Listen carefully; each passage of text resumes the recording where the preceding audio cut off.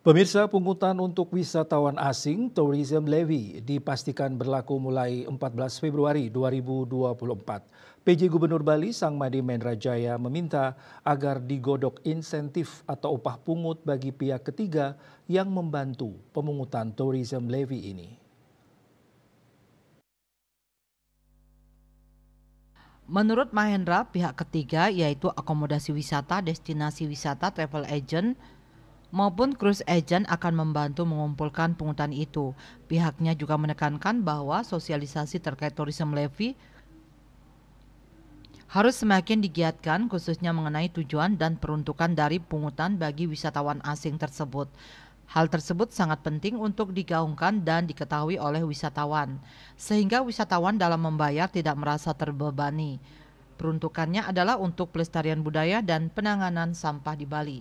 Sementara untuk menarik minat wisatawan, Tourism Levy akan bekerja sama dengan destinasi wisata yang ada di Bali, baik destinasi alam, destinasi budaya maupun destinasi buatan, untuk memberikan voucher potongan harga kepada Wisman yang telah membayar.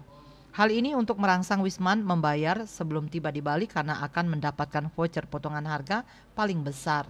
Kadispar Provinsi Bali Cok Bagus Pemayun menyampaikan ke depannya mengenai tata cara pungutan untuk wisatawan asing akan diatur lebih lanjut melalui peraturan Gubernur Pergub Bali.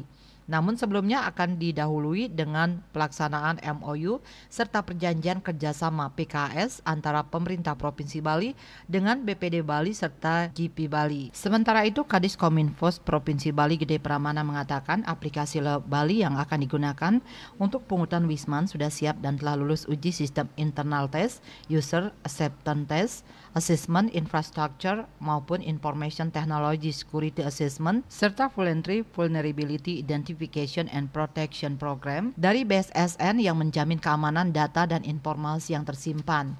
Pertemuan ditutup dengan uji coba pembayaran serta checking dari Tourism Levy melalui aplikasi Love Bali. Aplikasi Love Bali sendiri telah tersedia dalam 5 bahasa asing selain bahasa Indonesia, antara lain bahasa Mandarin, Inggris, Jerman, Korea, dan Perancis. Ketut Winata, Bali Post.